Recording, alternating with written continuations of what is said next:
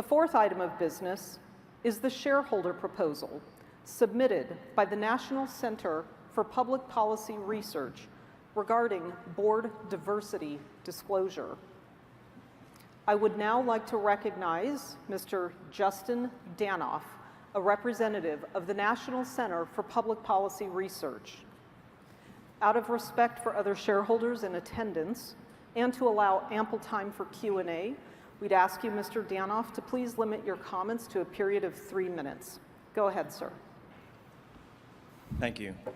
My name is Justin Danhof, General Counsel with the National Center for Public Policy Research, and I rise to move Proposal 4, which seeks to increase the ideological diversity within the company's board of directors. Across corporate America, company after company is adopting board diversity policies that are based on race and gender. These procedures have the stated goal of reducing corporate groupthink. That's a good goal. But it does so by requiring companies to interview an underrepresented minority and a woman for each open board seat. This isn't what diversity is.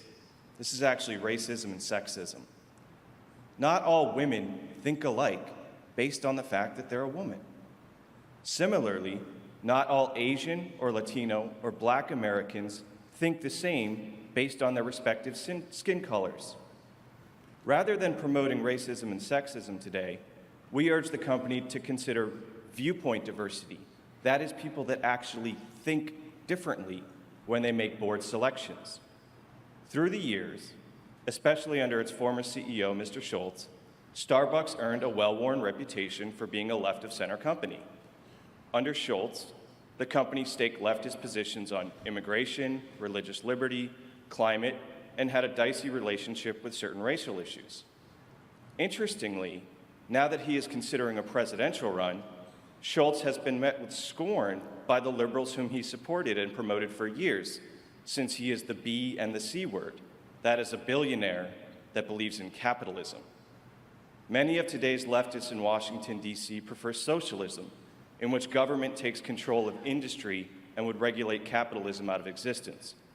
Raise your hand here if you want government-run coffee or Starbucks coffee. I think most people would raise their hand for Starbucks coffee. And forget about the share buybacks that the CFO talked about earlier. Those would be gone under the new leftist wave in DC too.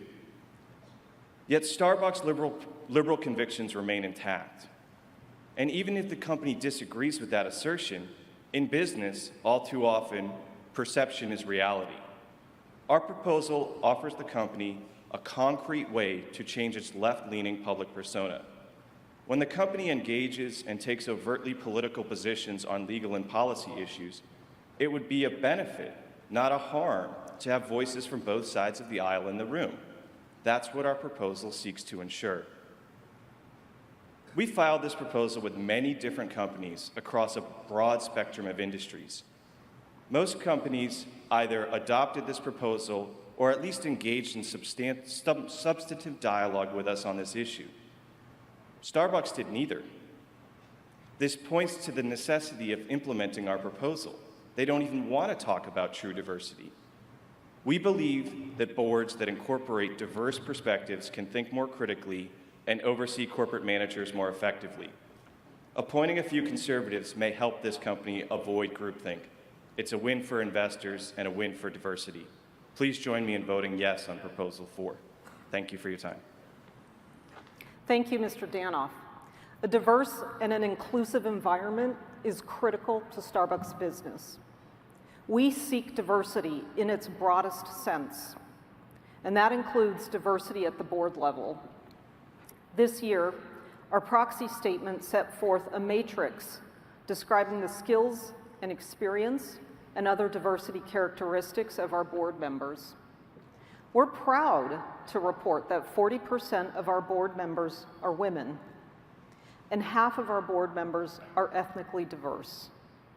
Our board of directors believes that the company already addresses the disclosure requested by this proposal, and that implementing this proposal would not help our shareholders' understanding of our board diversity. Accordingly and respectfully, for the reasons stated in our proxy statement, the board recommends a vote against this proposal.